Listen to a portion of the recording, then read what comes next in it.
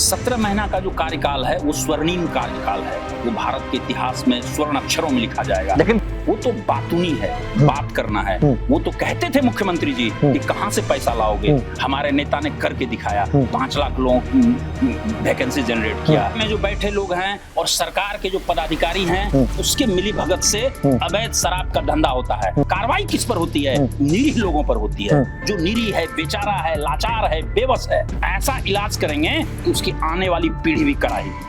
किसी कॉलेज में पढ़ाई नहीं हो रही है, शिक्षा व्यवस्था नष्ट है, हमसे वो नहीं मुकाबला कर पाएंगे। और हम लोग इस बार जवाब देंगे अमरपुर में। और आपको हम बता देते हैं कि अमरपुर विधानसभा से इस बार राष्ट्रीय जनता दल चुनाव लड़ेगा। रिकॉर्ड हो रहा है, एकदम बड़ा ऐलान भी कर रहे हैं आप। पूरी जिम्मेवारी के साथ कह रहे हैं।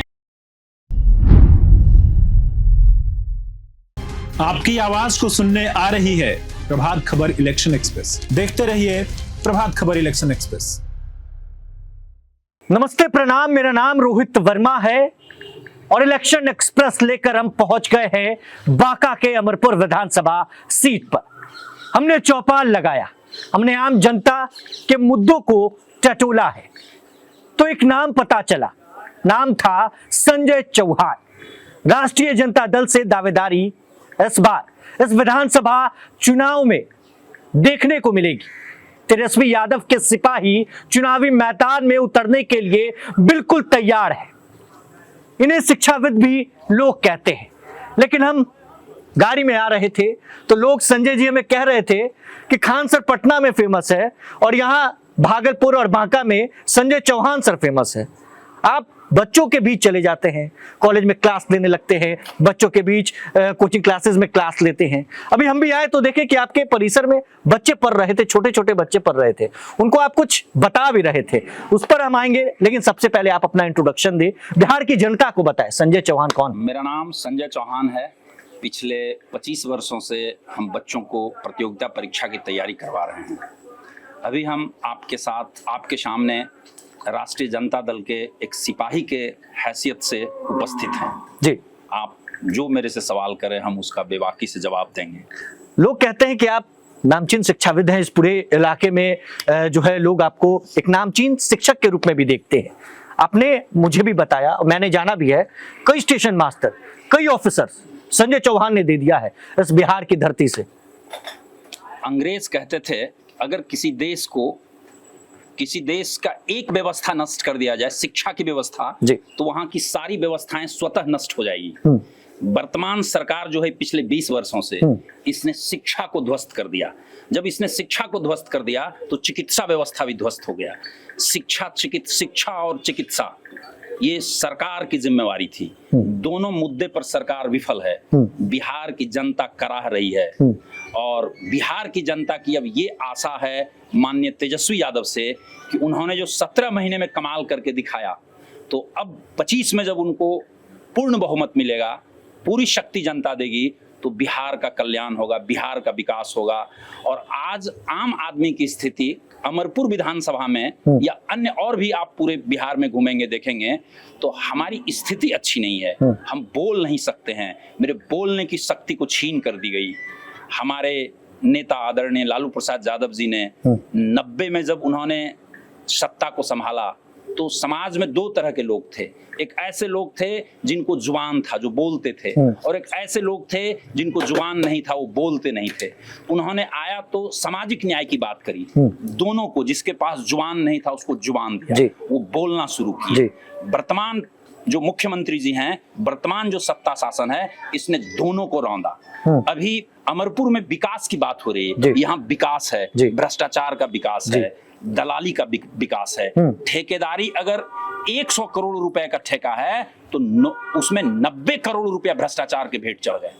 किसी भी मामले में इतना भ्रष्टाचार नहीं हो सकता है। मैं आपको रोकना चाहूंगा, जनता दल यूनाइटेड से 3 टर्म से यहाँ विधायक है, बिहार सरकार में मंत्री है जयंत राज, उन्होंने काम नहीं किया आपके क्षेत्र में? कुछ नहीं काम किया। उन्होंने भ्रष्टाचार को बढ़ावा दिया। भ्रष्टाचार में पूरा सिस्टम आकंठ डूबा हुआ है।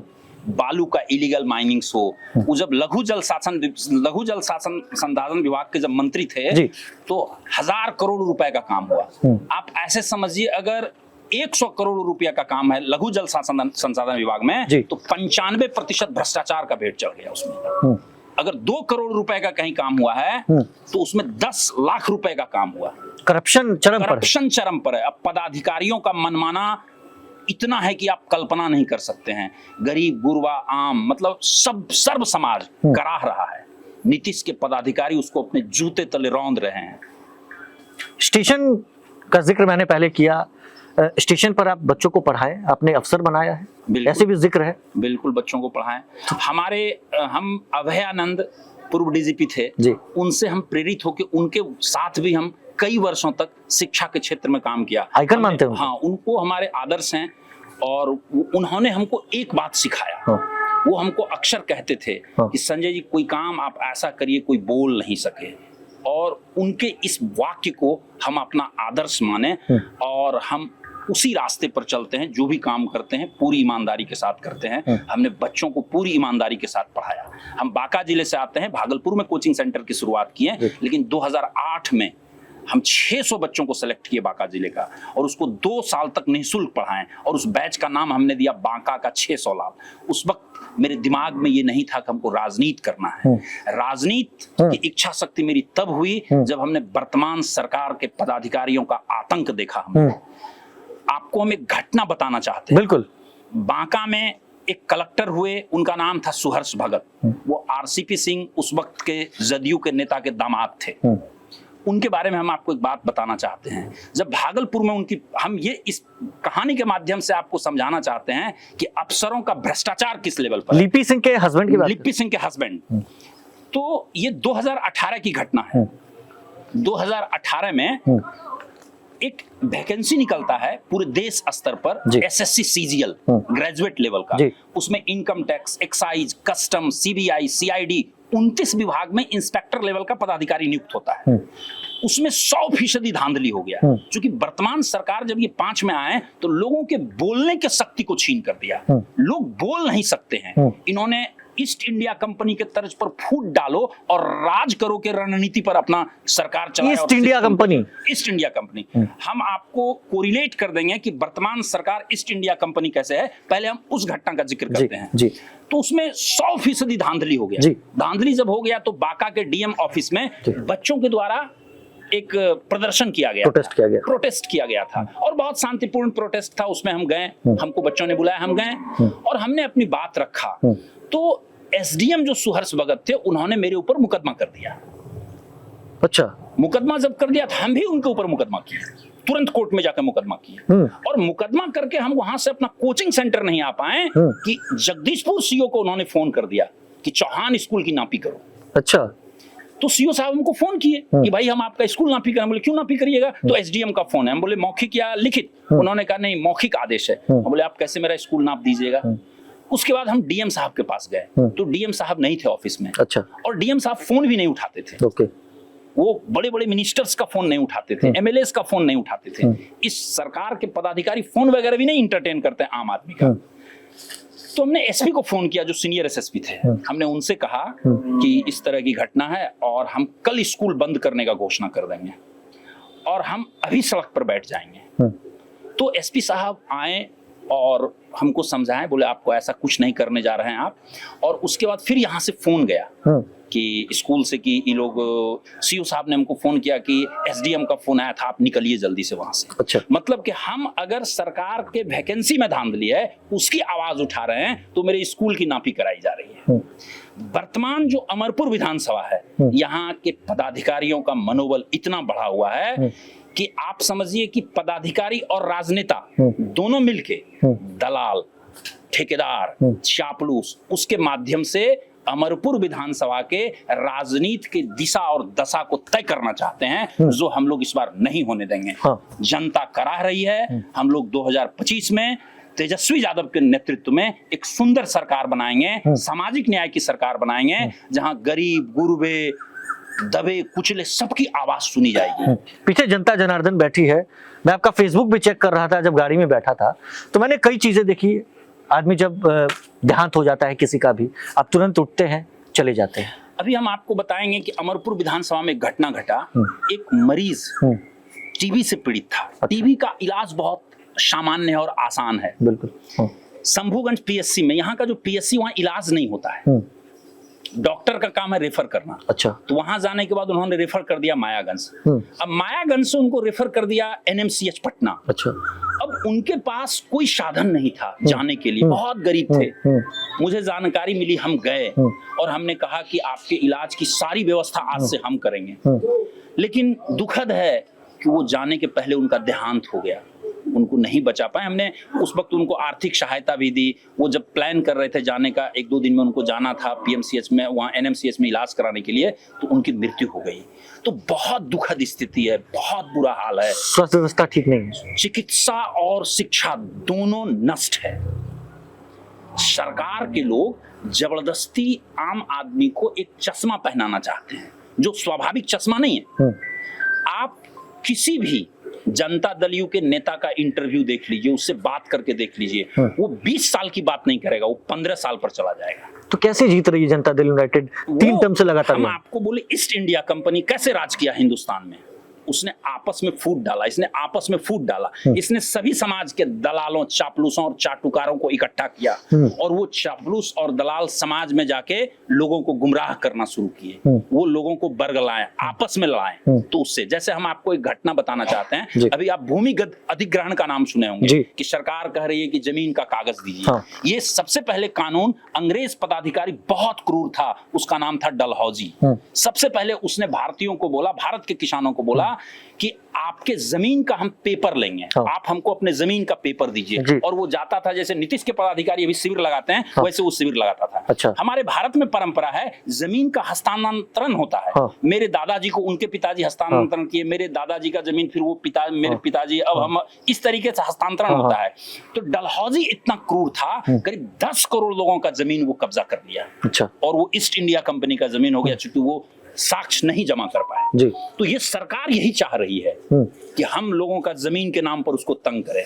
ये तो अभी इलेक्शंस आ गया तो इसका स्पीड घट गया। आप यही समझिए कि ईस्ट इंडिया कंपनी का पूरा पैटर्न है नीतीश गवर्नमेंट का। ईस्ट इंडिया कंपनी कहती थी भारतीयों के हिम्मत को तोड़ो, हौसला को तोड़ो, इसमें स्वाभिमान का भाव खत्म करो, इसमें कमतरी का भाव पैदा करो।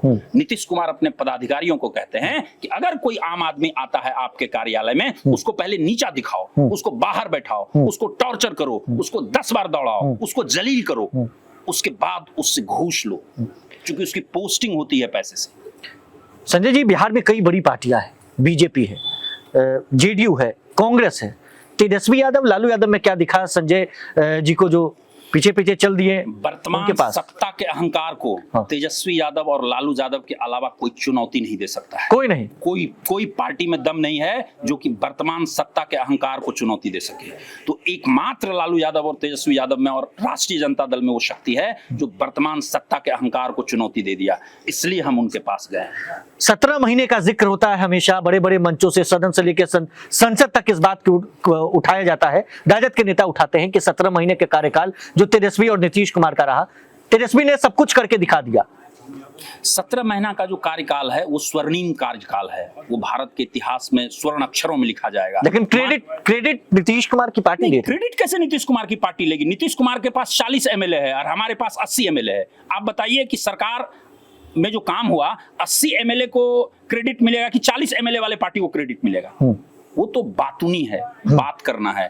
वो तो कहते थे मुख्यमंत्री जी कि कहां से पैसा लाओगे, हमारे नेता ने करके दिखाया। 5 लाख लोग वैकेंसी जनरेट किया, नियोजित शिक्षक को परमानेंट किया, मरकज तालीम सबका मानदेय बढ़ाया गया। तो 17 महीने में जो एक ऐसा काम किया गया जो बिहार के स्वर्णिम अक्षरों में लिखा जाएगा।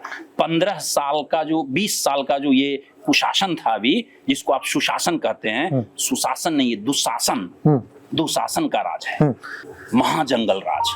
अमरपुर में सबसे बड़ा मुद्दा संजय जी को क्या दिखा? अमरपुर में सबसे बड़ा मुद्दा है भ्रष्टाचार।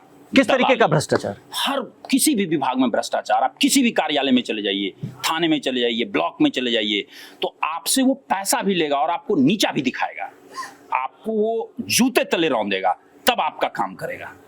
राजद के विधायक अगर आप बन गए, आपको टिकट मिल गई, सब कुछ बढ़िया हो गया, कैसे उसको दूर कर देंगे? अगर हम विधायक बन गए अमरपुर विधानसभा क्षेत्र से, तो सबसे पहले ये जो दलाल, चापुलिस और ठेकेदार हैं जिन्होंने आम आदमी के पैसे को गटक कर गया है, उसके पेट को चीर के पहले वो पैसा निकालेंगे, उसको कानून के कटघरे में खड़ा करेंगे। और एक सामाजिक न्याय, हमारी जो पार्टी है ये सामाजिक न्याय की बात करती है, सबको लेके हम चलेंगे।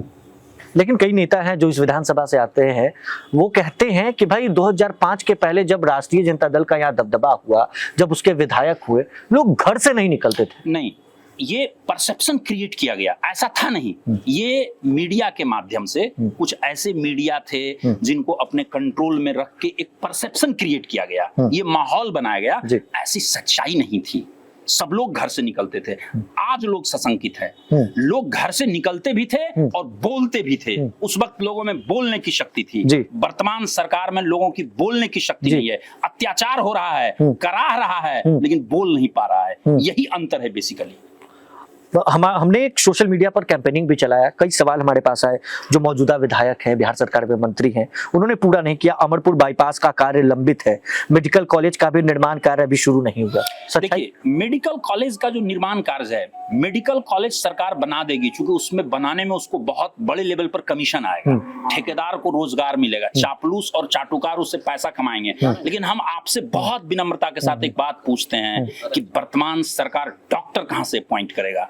भागलपुर में एक सुपर स्पेशलिस्ट हॉस्पिटल बना, आप जाइएगा तो देखिएगा, बहुत शानदार अस्पताल, करोड़ों रुपए के लागत से, हजारों करोड़ के जमीन पर। और भारत सरकार के बड़े नेता जेपी नड्डा, उन्होंने आके उस अस्पताल का उद्घाटन किया। 1 साल हो गया, डॉक्टर की नियुक्ति अभी तक नहीं हुई है। 1 साल हो गया उद्घाटन का? 1 साल हो गया उद्घाटन का, वहां डॉक्टर नहीं है। आप बताइए हमको, अमरपुर में जो हॉस्पिटल खुलेगा, इलाज कौन करेगा? डॉक्टर कहां से आएंगे? 20 साल में बिहार के अंकुर को तोड़ दिया गया। अवैध शराब की होम डिलीवरी और बालू माफियाओं का खौफ, इस पूरे इलाके में इस तरीके के जो कमेंट्स है वो हमको देखने को मिले। किस तरीके से इन तमाम चीजों को दूर करने का? अवैध शराब का जो होम डिलीवरी है, इसमें सत्ता संरक्षित लोग लगे हुए हैं। सत्ता में जो बैठे लोग हैं, सत्ता में जो बैठे लोग हैं और सरकार के जो पदाधिकारी हैं, उसके मिली भगत से अवैध शराब का धंधा होता है। और आप जो देखते हैं कार्रवाई होती है, कार्रवाई किस पर होती है? निरीह लोगों पर होती है। जो निरीह है, बेचारा है, लाचार है, बेबस है, उस पर कार्रवाई हो रहा है। जो इसको बढ़ावा दे रहा है, उस पर किसी प्रकार की कोई कार्रवाई नहीं होती।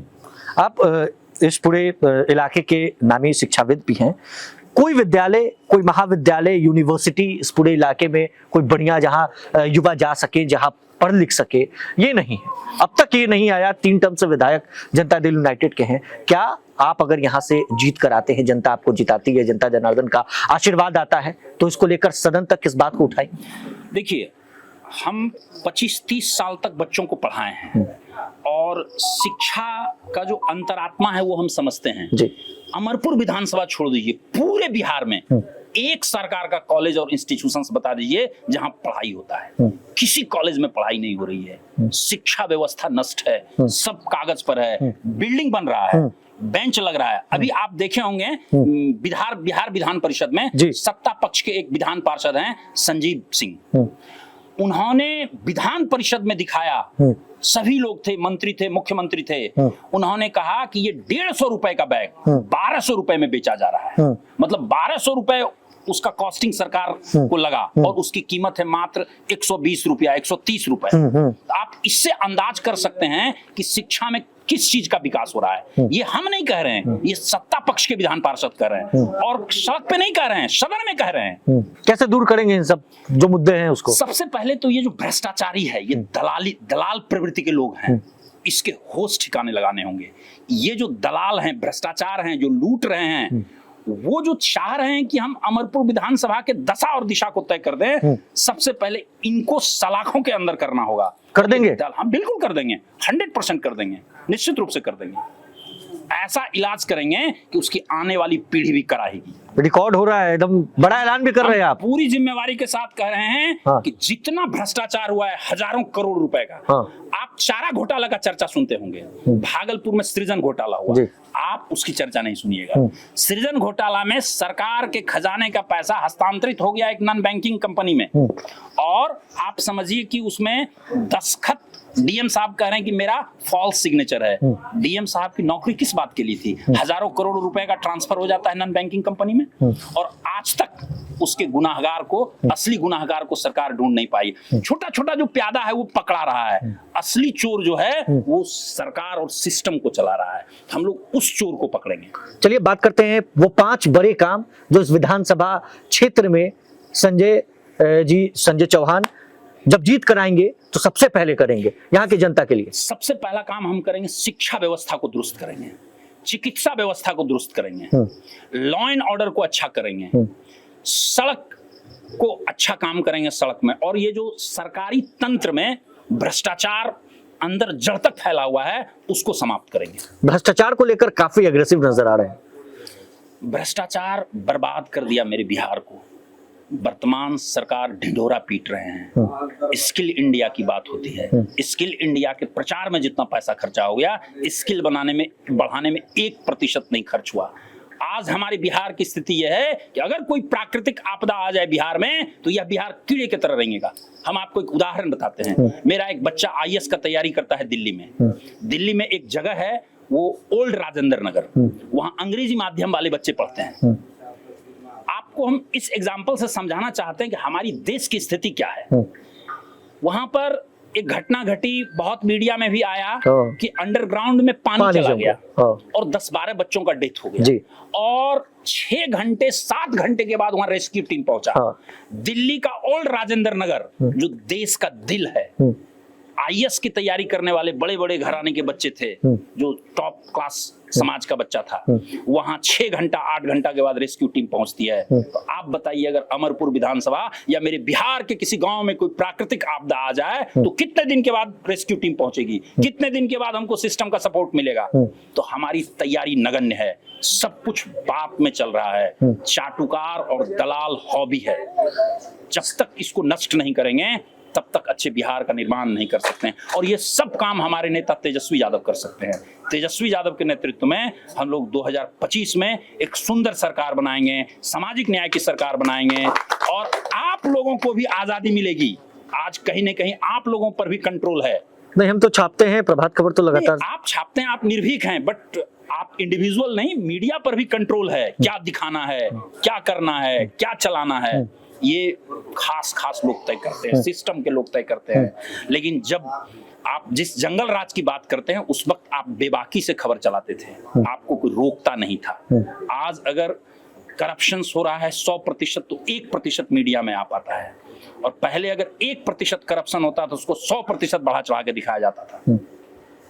तैयारी जोरदार है। सामने में जनता दल यूनाइटेड के मंत्री कह लीजिए बिहार सरकार में है, वर्तमान में पहली बार विधायक बनते हैं और सीधे मंत्री बन जाते हैं जयंत राज, और बैकडोर से साथ देने वाली भारतीय जनता पार्टी, मौजूदा सरकार भी एनडीए में, तो बिल्कुल बैकडोर से भारतीय जनता पार्टी भी सपोर्ट करेगी। लोहा लेने के लिए तैयार। सामने कौन है इसकी हम परवाह नहीं करते हैं, और सामने वाला कितनों भी ताकतवर हो, लेकिन उसकी जो बुनियाद है वो बालू के भीत पर है, और हम किसान बालू की भी नहीं समझ पाया। मतलब उसका बुनियाद जो है, जो इमारत है, वो बालू पर खड़ा है। अच्छा, वो कभी भी भड़क के गिर जाएगा। जो आप ताकतवर देख रहे हैं उसका जड़ खोखला है, और हम लोग, हमारी पार्टी जो है ये गरीब गुरबों की पार्टी है। हम लोग सड़क पर चल सकते हैं, कीचड़ में चल सकते हैं, तो हमसे वो नहीं मुकाबला कर पाएंगे, और हम लोग इस बार जवाब देंगे अमरपुर में। और आपको हम बता देते हैं कि अमरपुर विधानसभा से इस बार राष्ट्रीय जनता दल चुनाव लड़ेगा। कांग्रेस के भी प्रत्याशी यहाँ से चुनाव लड़े, लेकिन उनका दावा वाजिब है, लेकिन इस बार ये हम जितने भी कार्यकर्ता हैं हमारे दल के, सबकी इच्छा है कि इस बार चुनाव अमरपुर विधानसभा से राष्ट्रीय जनता दल लड़े। बिल्कुल, जो मजबूत होगा उसी को टिकट मिलेगा। तैयारी जोरदार है आपकी, और आने वाले चुनाव में क्या इस तरीके की जो बातें हैं सामने आएगी वो तो प्रभात खबर लगातार दिखाएगा ही। हमारे साथ मौजूद थे संजय चौहान जी, एक नामचीन शिक्षाविद हैं, साथ ही साथ क्षेत्र की जनता के लिए हमेशा 24 घंटे 7 दिन मौजूद रहने वाले शख्सियत हमारे साथ थे, जिन्होंने राष्ट्रीय जनता दल से दावेदारी ठोकी है। आने वाले चुनाव में क्या माहौल बनेगा वो हम आपको जरूर दिखाएंगे। बने रहे प्रभात खबर के साथ। आपका बहुत बहुत शुक्रिया संजय जी हमारे साथ बने रहने के लिए। प्रभातखबर.com, विश्वास आवाज वही, रफ्तार नहीं।